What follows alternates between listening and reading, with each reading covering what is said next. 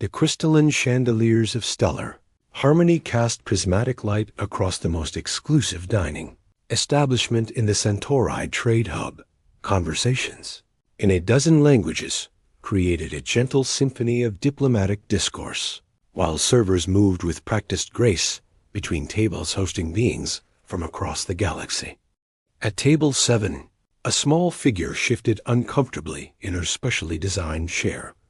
Princess Zara of Krilla pressed her palms against the smooth metal of her mobility device, watching the way the light danced across its polished surface. The 10-year-old's lavender skin seemed to glow in the restaurant's ambient lighting, and her large, opalescent eyes tracked every movement around her with careful attention. Her mother, Empress Valia, sat across from her in deep conversation with the Andromedan trade delegation, her melodious voice carrying the weight of interstellar commerce agreements. The mining rights to the Zerion belt remain non-negotiable, Empress Valia was saying, her elegant fingers gesturing gracefully as she spoke. The ruler of the Krillian Empire commanded attention effortlessly, her tall frame draped in robes that seemed to shift color with her emotions. Currently, they displayed deep blues and silvers, indicating focused concentration. Zara had heard these discussions countless times. Treaties, trade agreements, territorial disputes, the endless responsibilities of ruling an empire that spanned 12 star systems. She understood their importance, but tonight felt different. Tonight, music drifted from the small stage, where a trio of celestial musicians played, instruments that created harmony through light and sound. Young Princess watched other diners occasionally rise to dance. In the small space between tables, their movements fluid and joyful. She had never danced before, not since the speeder accident on Krilla's third moon had damaged the nerve pathways in her legs. The royal physicians had done everything possible, but even the most advanced medical technology couldn't fully repair the complex neural damage. Her mobility device allowed her to move, but dancing seemed impossible. Jake Morrison wiped down glasses behind the bar, his practiced movements economical and precise. In his 3 years working at Stellar Harmony, he had served beings from hundreds of worlds, but tonight felt different. The Krillian royal delegation had arrived earlier, bringing with them an atmosphere of nervous energy that affected the entire staff. Madame Nexus, the restaurant's owner, had made it clear that everything must be perfect. Table 7 needs their drinks refreshed, called Serena, one of the senior servers, as she hurried past with a tray of exotic appetizers. The Empress specifically requested our human staff handle their service. Jake nodded, preparing the complex beverages the Krillian delegation preferred. As he worked, his eyes occasionally drifted to the small figure at the royal table. Princess Zara sat quietly, her attention focused on the musicians rather than the political discussions surrounding her. Something in her posture reminded him of his younger sister Luna during her recovery, that careful stillness that came from learning to navigate the world differently. The music shifted to a slower, more melodic piece, and Jake noticed several couples moving to the dance floor. An elderly Zephyrian pair moved with the grace of decades together, while a young human diplomat danced with his Andromedan partner, their different physiologies creating an unexpectedly beautiful harmony of movement. Princess Zara's breathing quickened as she watched them. For a moment, she forgot about diplomatic protocols and royal expectations. The music seemed to call to something deep within her, a longing she couldn't name. Without fully realizing what she was doing, she activated her mobility device and began moving toward the bar where Jake was working. "Excuse me," she said softly, her voice carrying the musical quality common to her species. Would you dance with me?" The request hung in the air like a crystallized moment. Conversations at nearby tables faltered and stopped entirely. The Andromedan delegation turned in their seats, their compound eyes widening in surprise. Empress Valia's discussion about mining rights ceased mid-sentence as she processed what her daughter had just done. Jake, set down the glass he was polishing, his movements careful and controlled. In the sudden silence, he could hear his own heartbeat, feel the weight of dozens of stares. Protocol demanded he politely decline, suggest that the princess return to her table, maintain the invisible barriers that separated serving staff from royal patrons. Instead, he looked into Zara's hopeful eyes and saw something that transcended species and status, the simple desire to experience joy. "I would be honored, Your Highness," he replied, stepping out from behind the bar. Madame Nexus, a formidable centaurian with silver scales and a business sense honed over decades, appeared at Jake's shoulder almost instantly. "Morrison," she hissed under her breath, "what do you think you're doing?" "Princess Zara, return to your seat immediately." Empress Valya's voice carried across the restaurant, each word precisely articulated and carrying the unmistakable tone of royal command. Her robes had shifted to deep red and gold, indicating displeasure and embarrassment. But Jake was already kneeling beside Zara's mobility device, his brown eyes meeting her opalescent ones. "The music is beautiful tonight," he said quietly, loud enough for her to hear, but soft enough that their conversation felt private despite the watching crowd. "How would you like to move to it?" Zara's face lit up with an expression of pure joy that transformed her delicate features. "I don't know how," she admitted. "I've never danced before." "That's all right," Jake replied, standing and offering his hand. "Dancing isn't about knowing how. It's about feeling the music and letting it move you however feels right." The princess placed her small, three-fingered hand in his, and Jake felt the slight tremor of nervous excitement in her grip. As they moved toward the small dance area, he noticed how her mobility device responded to her neural commands, supporting her weight while allowing controlled movement of her legs. "Morrison!" Madame Nexus called again, but her protest was lost in the gentle sound of the music. Jake didn't attempt to guide Zara's movements or correct her posture. Instead, he simply swayed gently to the rhythm, letting her find her own way to connect with the music. The mobility device hummed softly as she experimented with different motions, her face showing intense concentration, followed by moments of delighted surprise when she discovered movements that felt natural. The celestial musicians, sensitive to the emotional currents in the room, subtly adjusted their piece to accommodate the slower, more deliberate rhythms that Princess Zara was creating. Other diners watched in fascination as the young royal found her own unique way to express the music through movement. Empress Valya remained frozen at her table, her diplomatic training warring with maternal instinct. Part of her wanted to end this spectacle immediately, to restore proper order and protocol. But another part, the part that remembered her daughters, laughter before the accident, watched as Zara's face glowed with happiness for the first time in months. "It's working," whispered one of the Andromedan delegates to his companion. "Look at her expression." Jake noticed it too. The careful guardedness that had marked Princess Zara's demeanor throughout the evening had melted away, replaced by the unself-conscious joy of a child experiencing wonder. Her movements became more confident as she realized that no one was judging her technique or comparing her to others. "You're a natural," Jake said encouragingly as Zara managed a graceful turn that sent the light fabric of her formal dress swirling around her mobility device. "Really?" she asked, her eyes sparkling. "Really. You move like the music was written just for you." As the song drew to a close, Jake offered Princess Zara a formal bow. "Thank you for the honor of this dance, Your Highness." Zara beamed at him, her earlier nervousness completely forgotten. "Thank you for saying yes." The gentle applause that followed came not from obligation, but from genuine appreciation for what they had witnessed. Even the staff members who had watched in nervous silence found themselves smiling at the pure joy that had transformed the restaurant's atmosphere. Jake escorted Princess Zara back to the royal table, where Empress Valya waited with an expression that was impossible to read. Her robes had shifted to deep purple and silver, colors that Jake couldn't interpret, but that seemed to indicate complex emotions. "Your Majesty," Jake said with a respectful bow.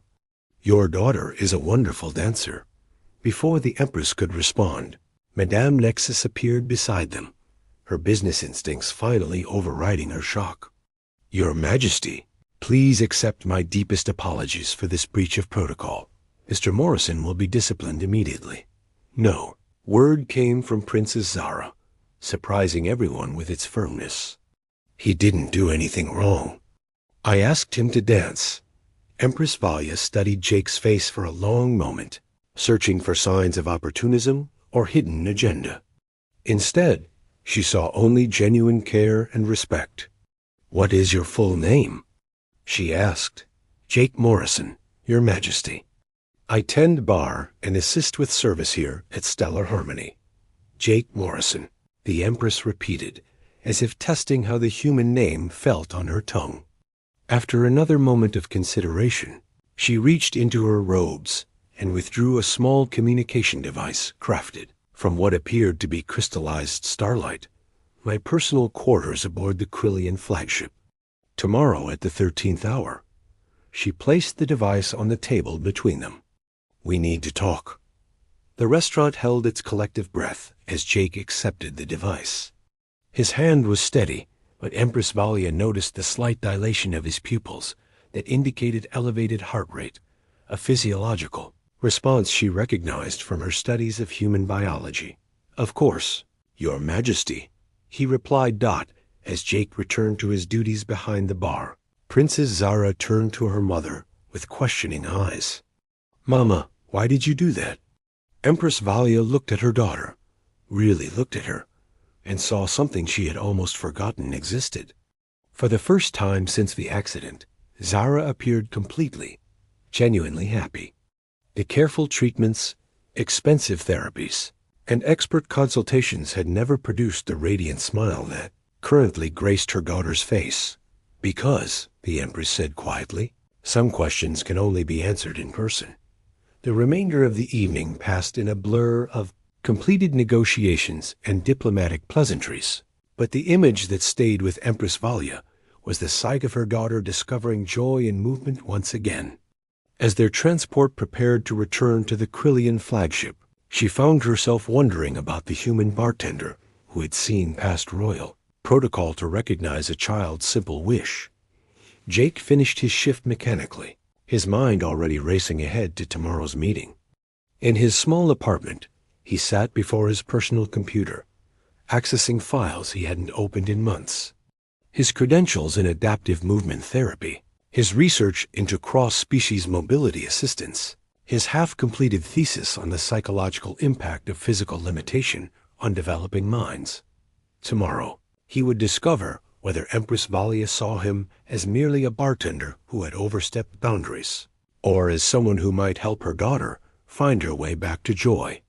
Tonight, he allowed himself to hope that the dance they had shared was only the beginning of Princess Zara's journey toward rediscovering the music within herself. The Krillian flagship's stellar crown dominated the space dock like a crystalline mountain carved from starlight itself. Jake Morrison stood at the viewing port of the transport shuttle, watching the massive vessel grow larger as they approached. Its bioluminescent hull patterns pulsed in slow, hypnotic rhythms that he had learned indicated the ship's contentment, a living vessel bonded with its crew through centuries of shared consciousness. "First time aboard a Krillian royal vessel?" asked the shuttle pilot, a gruff Terran cargo hauler named Briggs, who had been contracted for the short journey from Stellar Harmony to the flagship. "First time meeting with royalty at all," Jake admitted, adjusting the collar of his vest. Civilian clothes, a simple navy jacket over dark, pants that felt inadequate in the presence of such grandeur. The docking bay of the Stellar Crown hummed with activity as maintenance crews tended to. Smaller craft and cargo handlers moved supplies with practiced efficiency. Jake had expected opulence, but the working areas of the ship displayed the same functional beauty found throughout Krillian design. Every Surface served both practical and aesthetic purposes. Jake Morrison for Empress. Valia, he announced to the reception attendant. A middle-aged Quillian male whose skin showed the deeper purple hues that indicated advanced age and wisdom among their species. I am Corax, senior attendant to Her Majesty, the Quillian replied, his voice carrying the subtle harmonics that made his species' language sound almost musical. You will follow me, please, as they walked through corridors lined with living crystal formations that provided both illumination and air purification. Jake noticed the subtle ways the ship's architecture accommodated different species. Handholds at varying heights, atmospheric controls that could be adjusted for different breathing requirements, and gravity fields that could be modified for comfort. The Empress is concluding a subspace communication with the Krillian High Council, Corax explained as they entered a waiting area decorated with holographic art depicting the history of the Krillian Empire. These sessions often extend beyond their scheduled time. Jake studied the images floating in the air. Around them, scenes of exploration, first contact with other species, the establishment of trade routes that connected distant worlds. In several of the more recent historical displays, he noticed a tall, elegant Krillian male standing beside a younger Empress Valia, Prince Consort Thalen, Corax said, noticing Jake's attention. Princess Zara's father. He passed during the accident that injured her. The revelation hit Jake like a physical blow. He had assumed the princess's condition resulted from a simple accident, not a tragedy that had cost her both mobility and her father. I didn't know, he said quietly. Few outside the royal family are aware, Corax replied. Her Majesty prefers to keep personal matters private. He paused, studying Jake with curious eyes. It has been 17 months since the Empress has invited anyone to a personal audience who is not family or high-ranking official. Before Jake could respond, a soft chime indicated that the Empress was ready to receive him. Corax led him to a door that dilated silently, revealing a chamber that took Jake's breath away. Empress, Valia's personal quarters occupied an entire section of the ship's upper levels, with floor-to-ceiling transparent walls that provided a panoramic view of the stars beyond. The Centauri trade hub rotated slowly in the distance, its lights creating a jeweled backdrop against the cosmic darkness. The furnishings were elegant but comfortable, clearly designed for living rather than mere display. Mr. Morrison, Empress Valia said, turning from where she had been standing at the observation wall. She had exchanged her formal diplomatic robes for clothing that was still clearly expensive but more practical. A flowing tunic and pants in deep blue that complemented her natural coloring. Thank you for accepting my invitation. Your Majesty, Jake replied with a respectful bow, noting that a chair clearly designed for human physiology had been positioned near the conversation area. The gesture suggested this meeting had been carefully planned. Please, sit. The Empress gestured to the human-appropriate furniture. May I offer you refreshment? I have learned that humans often find our formal meetings more comfortable when accompanied by familiar beverages. Thank you, but I'm fine, Jake replied, settling into the chair and trying to project calm confidence, despite the surreal nature of finding himself in private conversation with one of the galaxy's most powerful rulers. Empress Valia moved to her own seat, a graceful piece that seemed to flow organically from the floor itself. For several moments, they sat in silence while she appeared to study him with an intensity that made Jake feel as though she was reading his thoughts. Tell me about your education, she finally said. I have a degree in Zenith Psychology from Earth University's Stellar Campus, with a specialization in cross-species developmental psychology, Jake replied. I also completed most of a master's program in adaptive movement therapy before. Circumstances required me to change direction. What circumstances? Jake hesitated, then decided on honesty. Financial. My sister Luna was injured in an industrial accident. The medical bills and her need for ongoing support meant I had to find work immediately rather than complete my studies. Something shifted in the Empress's expression, a softening around her opalescent eyes. "And your sister recovered?" "She did, but it took time and a lot of work. That's actually what led me to develop my theories about adaptive movement as therapy. Traditional rehabilitation focused on correcting her limitations, but what really helped was finding new ways for her to experience joy in movement." Empress Valia activated a holographic display that materialized between them, showing what appeared to be research files and academic papers. "I conducted an investigation into your background after last evening incident. Your undergraduate thesis on psychological impact of mobility, limitations in developing beings across species, was cited in several prominent journals." Jake felt heat rise in his cheeks. "You read my thesis?" "I read everything available about you, Mr. Morrison, including your application to establish a cross-species rehabilitation program, which was submitted to my Royal Foundation 3 years ago." Her voice carried a note of something that might have been regret. "The application that was rejected," Jake said carefully. "The application that was rejected by bureaucrats who never bothered to present it to me personally," the Empress corrected. "Had I seen your proposal then, Princess Zara's recovery might have proceeded very differently. The admission seemed to cost her something." Jake watched as her skin's natural luminescence dimmed slightly, an indication of emotional distress among Krillians. "Your Majesty, if I may ask, what happened to Princess Zara and her father?"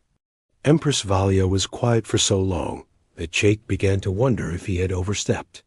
When she finally spoke, her voice was barely above a whisper. "Zara wanted to see the crystal caves on Krilla's third moon. It was to be a family expedition. Fallon loved showing her the wonders of our home system. She stood and moved to the observation wall, her reflection ghost-like against the stars. The speeder they were traveling in suffered a catastrophic power failure. Thalen managed to shield Zara with his body, but the impact... "I'm sorry," Jake said quietly. "The neural damage to her legs was extensive, but survivable. The trauma to her spirit... double quotes. The Empress touched the transparent wall as if reaching toward something beyond. She stopped speaking for 2 months. Stopped showing interest in anything. The finest medical specialists in the galaxy repaired what they could of her physical injuries, but no one could heal the guilt she carries." "Guilt?" "She believes the accident happened because she asked to go to the caves. That her father died because of her curiosity." Empress Valia turned back to face Jake. "Until last night, I hadn't seen her smile, genuinely smile, since we lost Thalen." The weight of that revelation settled between them. Jake began to understand why a chance dance with a bartender had led to this private audience. "Your daughter is remarkable," he said. "The way she moved to the music, the courage it took to ask a stranger to dance. Those aren't the actions of a child defeated by trauma. They're the actions of someone fighting to reconnect with joy. The medical team says her progress has plateaued, that we should focus on adaptation rather than improvement." Empress Valia's voice carried the frustration of a mother who had run out of options. "But watching her last night... She wasn't adapting," Jake finished. "She was creating something entirely new." Yes, the single word carried volumes of hope and desperation. Jake leaned forward in his chair. "Your Majesty, traditional rehabilitation often fails because it focuses on returning someone to their previous state. But what if, instead of trying to fix what was lost, we helped Princess Zara discover what was possible?" "Explain." "Movement isn't just about mechanical function. It's about expression, communication, joy. Your daughter may never move the way she did before the accident, but that doesn't mean she can't find new ways to dance, to play, to experience her body as a source of pleasure rather than limitation. Empress Valia returned to her seat, leaning forward with obvious interest. "And you believe you could help her achieve this?" "I believe I could create a program that would allow her to explore what's possible, yes. But it wouldn't be traditional therapy. It would require letting her lead, letting her discover, even if that meant some setbacks along the way. The royal physicians would never approve such an unstructured approach." Jake smiled. "The royal physicians probably never considered that healing doesn't always look like medical treatment. Sometimes it looks like a 10-year-old girl asking a bartender to dance." For the first time since he had entered her chambers, Empress Valia smiled, a genuine expression that transformed her regal features into something warm and almost vulnerable. "You're proposing that I hire you to work with Zara. Actually, I'm proposing that you don't hire me at all." The Empress's eyebrows rose in surprise. "I beg your pardon? You can't purchase what your daughter needs, Your Majesty. Healing relationships built on transactions don't work. If I'm going to help Princess Zara, it has to be because we both choose to work together, not because her mother is paying me to pretend to care." Empress Valia's expression grew guarded. "Then what are you proposing?" Jake reached into his jacket and withdrew a small data pad. "My sister and I run a community program called Harmony in Motion. It's specifically designed for children with mobility differences across multiple species. We meet twice a week at the community center in Section C of the Trade Hub." He placed the datapad on the table between them. "If Princess Zara wants to continue exploring movement and music, she's welcome to join our sessions. Not as royalty receiving special treatment, but as a child among other children who understand what it's like to move through the world differently. You're asking me to bring the heir to the Krillian Empire to a community center. I'm asking you to bring your daughter to a place where she can be herself without the weight of royal expectations." Empress Valia picked up the datapad, scrolling through information about the program, testimonials from families, before and after videos of children discovering new ways to experience joy in Theo movement. "The security concerns alone ...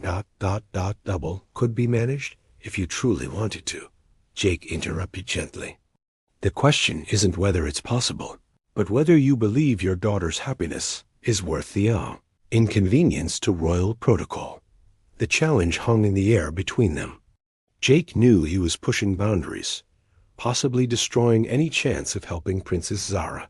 But something told him that Empress Valia needed to hear hard truths more than diplomatic courtesy. "You realize," she said slowly, "that what you're suggesting would be unprecedented.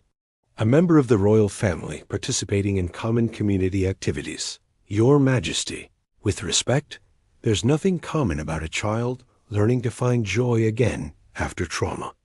That's the most royal thing anyone can do."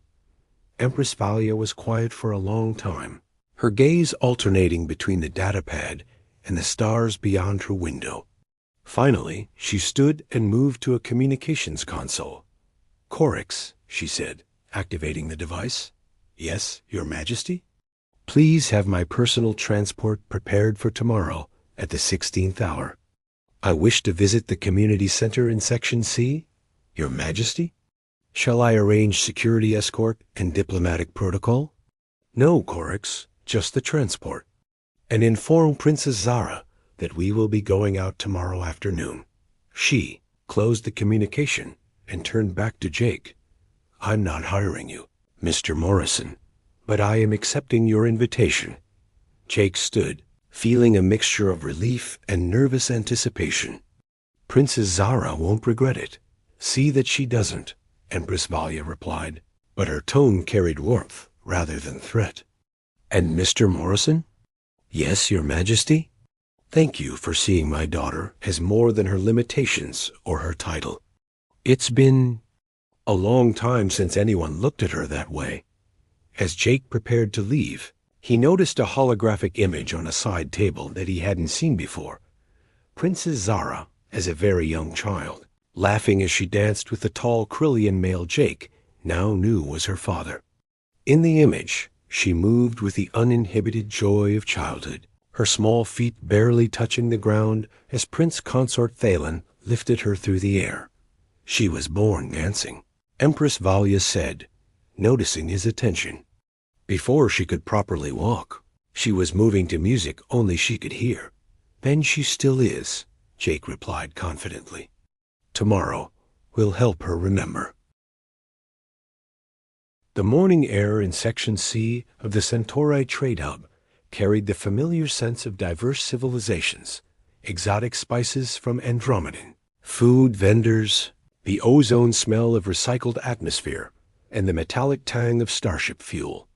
Jake Morrison arrived at the Harmony in Motion Center early, his nervous energy channeled into arranging equipment and reviewing his notes for what would undoubtedly be the most important session of his career.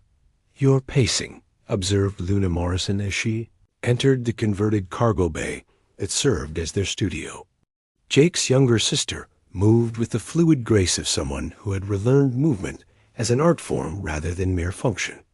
The exoskeleton that supported her lower spine was barely visible beneath her flowing instructor's tunic, integrated so seamlessly that it seemed like decorative metalwork rather than medical necessity.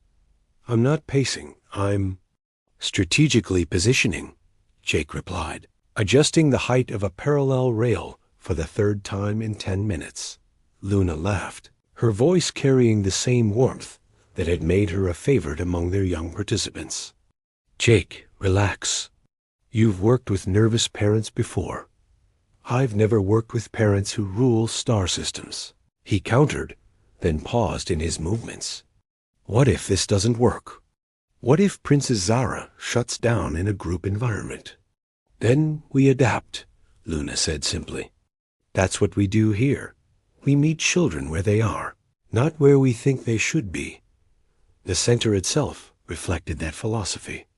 The walls displayed artwork created by their participants, paintings that showed beings of various species, engaged in movement, sculptures that captured the feeling of dance rather than perfect form, and photographs of children whose smiles told stories of personal victory over limitation. At precisely the 16th hour, a soft chime indicated someone was at the entrance. Jake opened the door to find Princess Zara looking around with wide, curious eyes while Empress Valia stood slightly behind her, clearly out of her element in the industrial corridors of the station's working sectors. "Your Majesty, Princess Zara." Jake greeted them warmly. Welcome to Harmony in Motion. Princess Zara had chosen to wear simple clothing, a comfortable tunic and leggings in soft purple that allowed easy movement with her mobility device. The absence of royal regalia made her appear younger, more like any other 10-year-old preparing for an afternoon activity.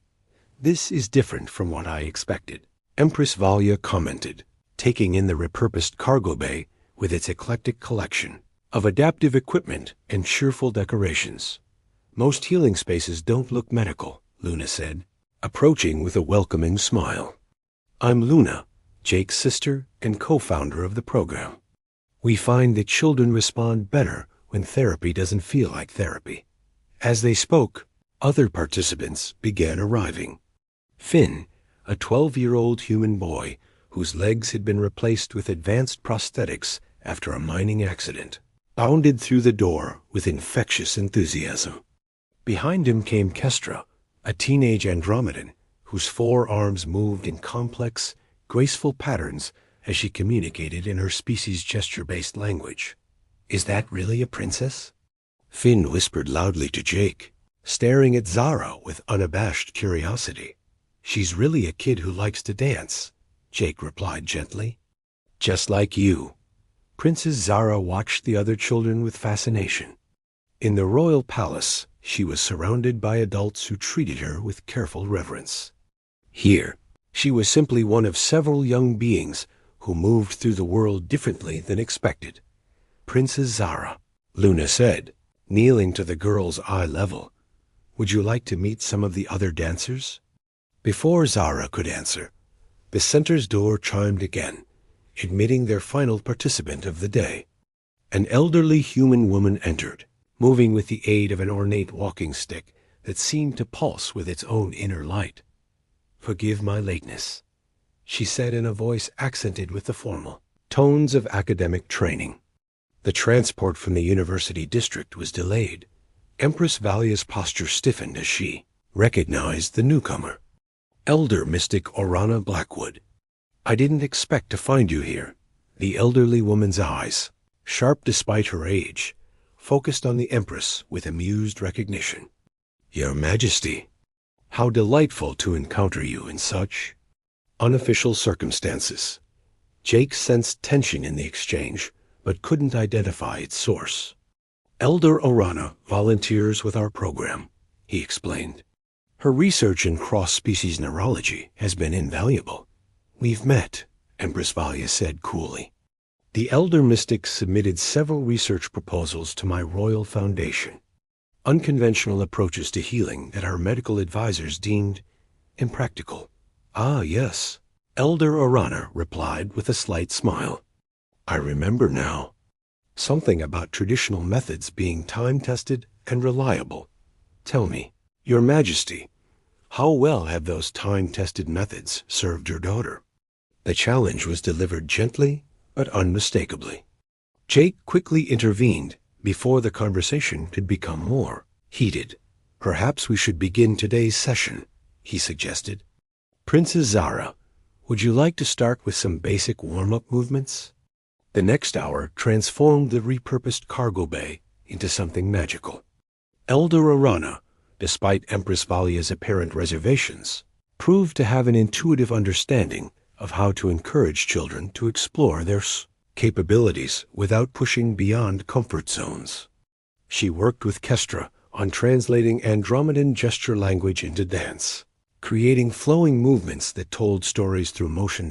Luna guided Finn through exercises that integrated his prosthetics into increasingly complex choreography, showing him how his unique physiology could create movements impossible for others. And Jake found himself working with Princess Zara in a way that felt completely natural, despite the surreal circumstances. "The music isn't just something you hear," he explained as they moved together, to the gentle harmonies filling the space. "It's something you feel. Let your mobility device be part of the dance, not separate from it." Princess Zara's initial uncertainty gradually gave way to experimentation. She discovered that her device could create rhythmic sounds when moved in certain patterns, that its supporting structure could become part of graceful poses rather than medical equipment to be hidden. "Look," she called to her mother, executing a turn that sent her flowing tunic spinning around her. "I can make music with my body." Empress Valia, who had remained near the wall, observing with careful attention, felt something tight in her chest begin to loosen. For the first time since the accident, her daughter wasn't trying to move the way she used to. She was discovering entirely new ways of being in her body. "The key," Elder Orana said, appearing beside the Empress, "is understanding that healing doesn't always mean returning to a previous state. Sometimes it means transcending it. Your research proposals mention something similar," Valia replied, her tone less hostile than before. "About accepting limitation as a starting point rather than an end point. Watching Princess Zara now, do my theories seem quite so impractical?" Across the room, Zara was working with Kestra to create a duet that combined human and Andromedan movement styles.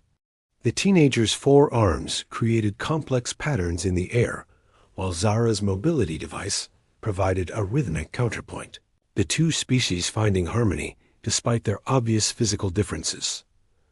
"How long have you been developing these methods?" Empress Valia asked. 30 years of research, but a lifetime of personal experience," Elder Orana replied, shifting her weight on her ornate walking stick. "This isn't just academic theory from me, Your Majesty. It's survival." As the session continued, Jake noticed subtle changes in all the participants. Finn's movements became more confident as he realized Princess Zara faced similar challenges despite their different circumstances. Kestra's natural grace seemed to inspire Zara to attempt more complex gestures, and Zara's obvious joy in discovering new possibilities energized everyone in the room. "Time for our closing circle," Luna announced as the formal exercises concluded. It was a tradition they had established, all participants sitting together to share what they had discovered during the session. "I learned that my device can be percussion," Princess Zara announced proudly when her turn came. "And that dancing with others is different from dancing alone. Better or worse?" Jake asked. Zara considered the question seriously. "Different. Dancing alone is like talking to yourself. Dancing with others is like singing together." Elder Orana nodded approvingly. "A very wise observation, Princess. Community has its own healing properties." As the session ended and other participants began to leave, Empress Valia approached Jake with an expression he couldn't quite read. "This was not what I expected," she admitted. "What did you expect?" Jake asked. "Structured therapy. Medical professionals guiding my daughter through prescribed exercises." She paused, watching as Zara said goodbye to her new friends. "Instead, I saw children playing together, healing each other simply by sharing their experiences. Sometimes that's the most powerful medicine of all," Luna added, joining the conversation. Elder Orana approached them, her walking stick tapping gently against the floor.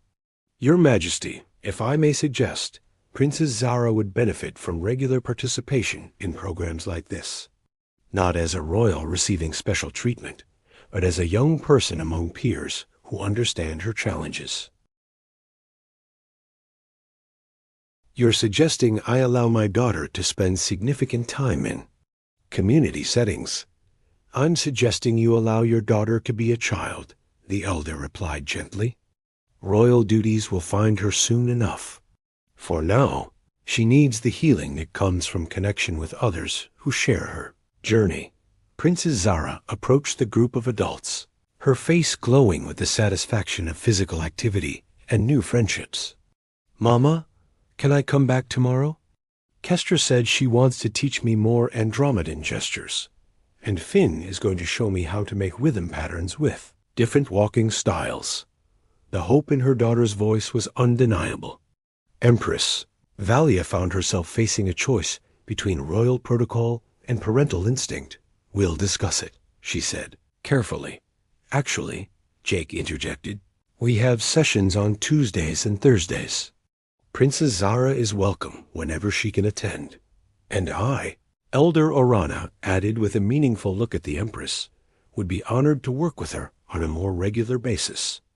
Pro bono, of course. This work is its own reward."